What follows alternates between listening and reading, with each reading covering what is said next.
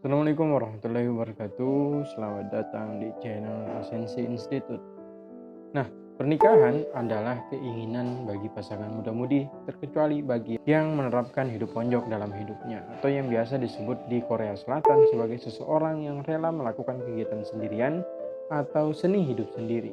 Mereka tidak ingin terikat apalagi pada ranah pernikahan. Tetapi honjok sendiri di Korea Selatan memiliki komunitas, terasa ambigu. Di satu sisi mereka menerapkan hidup sendiri, dan di sisi yang lain mereka menerapkan hidup sendiri ini berkumpul menjadi satu komunitas. Itu artinya manusia memang membutuhkan manusia yang lain dalam hal berkembang, sehingga pernikahan menjadi penting dalam hal perkembangan reproduksi manusia dan dari sisi agama menjadi sebagai pemenuhan dalam kewajiban. Di buku ini Haidar Bagir memberikan kita nasihat tentang bagaimana kiat-kiat merawat perkawinan. Karena untuk tetap mempertahankan pernikahan tidaklah mudah, perlu kerja keras dan kesabaran yang ekstra. Tak banyak informasi yang kita dapati justru perceraian terjadi karena tidak ada pihak yang ingin mengalah, mementingkan ego sepihak saja dan berujung kepada perkelahian. Sehingga sangat penting bagi para anak muda yang memasuki umur yang matang untuk menikah harus mengetahui segala lika-liku dalam pernikahan. Lantas, apa fungsi, hakikat, dan masalah-masalah dalam perkawinan? Dalam Quran Surah Al-Rum dijelaskan bahwa di antara tanda-tanda kebesaran Tuhan adalah bahwa Dia telah menciptakan pasangan bagi kamu dari jenis yang sama, agar kamu menjadi tentram, meraih sakinah bersamanya. Dia menjadikan kamu berdua cinta atau mawaddah dan kasih sayang atau rahmah. Itu adalah pelajaran yang berharga bagi orang-orang yang berpikir. Dalam ayat ini setidaknya memiliki 3 kata kunci yang menjelaskan tujuan dari perkawinan: sakinah, mawaddah, dan warahmah. Sakinah memiliki makna bahwa perkawinan ditujukan untuk membangun sebuah kondisi yang di dalamnya orang terlindungi, sehingga karenanya kemudian merasa damai, tenang, dan tentram serta tidak ingin keluar darinya. Dengan kata lain, ibarat rumah, perkawinan menciptakan kondisi betah kepada penghuninya.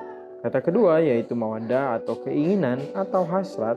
Kata ini memiliki sejumlah arti: mahabbah atau cinta, nasila atau nasihat, dan sila atau hubungan yang kuat.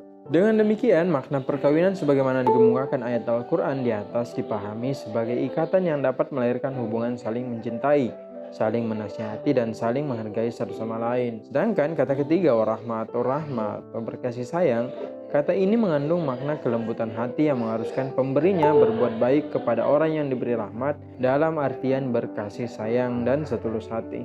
Perkawinan yang harmonis benar-benar bisa menawarkan ketenteraman dan kebahagiaan sejati.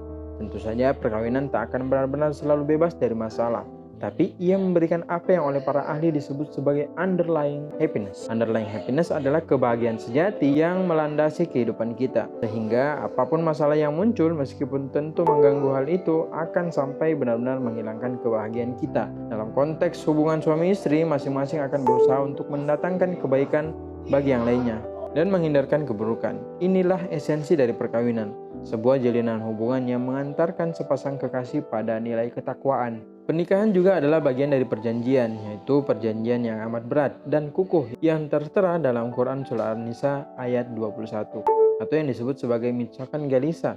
Dalam Al-Quran hanya 3 kali Allah Subhanahu wa Ta'ala menyebut mitsakan galisa.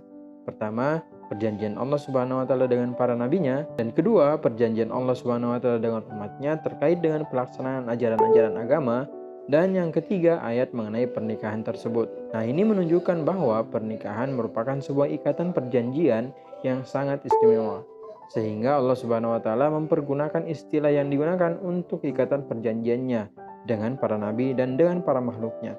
Ketika merujuk kepada perkawinan, Ustadz Quraisy Shihab mengartikan mitsakan galisa sebagai bentuk perjanjian yang kukuh. Ini adalah tahapan awal dari sebuah perkawinan. Pada tahap ini, pasangan suami istri merasakan cinta yang sangat bergelora, yakni masa-masa sebagai pengantin baru. Tahapan ini ditandai dengan eratnya hubungan dan kuatnya nuansa romantis.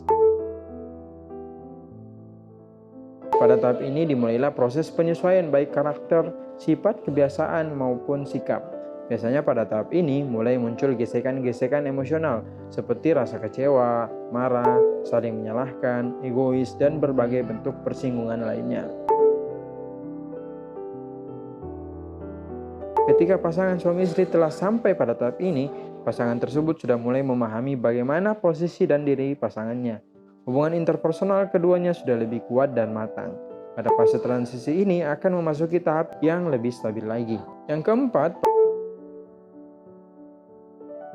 pada tahap ini, pasangan suami istri berusaha bertingkah laku dan bersikap demikian sehingga berkenan di hati pasangannya. Inilah fase yang di dalamnya masing-masing pasangan berusaha membuktikan diri sebagai pasangan yang ideal. Pada tahap ini sudah berkembang pemahaman yang relatif komprehensif antar pasangan, dan keduanya juga telah matang dalam menyikapi perbedaan. Pada tahapan ini ditandai dengan munculnya sikap saling menghargai, empati, dan ketulusan antar pasangan. Inilah puncak hubungan. Pada tahap ini, hubungan suami istri berada pada kondisi yang matang, stabil, dan kukuh. Tahap ini ditandai dengan kembalinya keceriaan, kemesraan, keintiman, kebahagiaan, dan kebersamaan dengan pasangan. Perjuangan terberat bagi pasangan yang telah menikah adalah mencoba mempertahankan hubungan pernikahannya sampai maut memisahkan mereka. Dengan segala kerja keras dan dilandasi dengan kesabaran, akan mampu menghantarkan kita kepada tahapan kelima dalam tahapan perkawinan.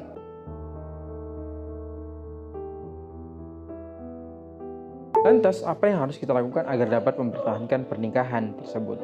Haidar Bagir menjelaskan dalam buku ini tentang kiat-kiat merawat perkawinan. Di antaranya adalah bersabar terhadap kekurangan pasangan, bahwa tidak ada manusia yang tidak memiliki kekurangan, melainkan orang-orang yang terpilih seperti wali-wali Allah Subhanahu wa Ta'ala. Sehingga jangan meminta hal yang berlebihan terhadap pasangan, justru kekurangan itu harus ditutupi oleh pasangannya, sehingga saling melengkapi. Yang kedua, jangan membanding-bandingkan pasangan dengan orang lain. Yang ketiga, memusatkan perhatian pada kebaikan pasangan seraya menerima kekurangan. Yang keempat, menghormati dan menghargai pasangan kita. Yang kelima, hindari sejauh mungkin flirting atau bermain mata dengan perempuan lain. Saling menasihati. Yang ketujuh, sebagai pasangan suami istri haruslah memiliki pikiran yang saling terbuka satu sama lain. Meskipun tidak semudah itu menyatukan dua sudut pandang, tetapi bukan berarti hal tersebut tidak bisa. Yang kedelapan, menahan marah dan memaafkan. Jika mengacu kepada paradigma stoik, menahan marah yang dimaksud adalah bukan memendam amarah, melainkan menyalurkannya dengan cara yang baik. Memendam amarah bukanlah solusi, justru emosi ketika semakin menumpuk akan mengakibatkan hal-hal yang tidak diinginkan. Yang kesembilan adalah senantiasa menunjukkan kasih sayang dan mengungkapkan rasa cinta. Yang kesepuluh, meminta maaf dan mengucapkan terima kasih. Dan yang ke-11, sedapat mungkin menjaga kebugaran dan penampilan setiap saat. 12, jika sepasang suami istri bekerja, haruslah membagi waktu sebaik-baiknya hingga tidak menimbulkan konflik. Karena tidak ada keharusan bagi si perempuan hanya menjaga anak atau mengurusi hal-hal yang berada di dalam rumah, melainkan kerja kolektif baik itu si laki-laki dan perempuan harus saling membantu.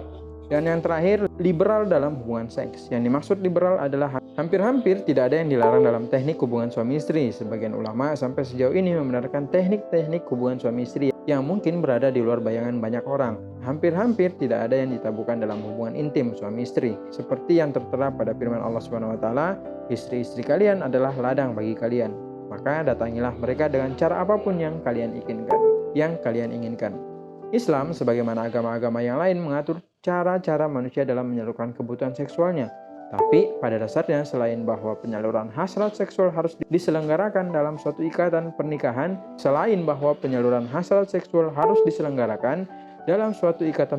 yang sah, Islam sangat liberal dalam hal ini. Nah, sebagai penutup, pernikahan adalah kebutuhan layaknya makanan, sehingga Islam mewajibkan hubungan seksual dalam ranah pernikahan untuk sahnya hubungan seksual tersebut. Meskipun jika dihadapkan dengan kondisi saat ini, pernikahan menjadi problem kendala bagi anak muda, dikarenakan tradisi-tradisi di setiap wilayah dengan memperbesar mahar ataupun dengan alasan menimba ilmu. Solusi yang ditawarkan adalah para laki-laki harus memantaskan diri sebelum menikah sembari melakukan puasa sebagai perlindungan diri. Mengapa pernikahan menjadi begitu penting? Karena setiap manusia butuh memberikan cinta dan mendapatkan cinta sejati. Cinta sejati tidak akan diperoleh kecuali dari orang-orang yang benar-benar mencintai kita dengan tulus. Dan cinta sejati yang tulus seperti ini hanya bisa diberikan dan diperoleh dari pasangan hidup kita. Orang yang berbagi asam garam kehidupan dengan kita, yang karenanya berbagi empati dan simpati. Apalagi jika kelak kita sudah menjadi lebih tua dan kehilangan banyak daya tarik yang dapat memuaskan pasangan kita. Carilah pasangan yang dengannya engkau berkembang sehingga hubungan yang terjadi tidak hanya dari segi cinta, melainkan pengembangan diri satu sama lain yang dapat membawa pada surga akhirat kelak. Amin ya rabbal alamin. Ada pertanyaan?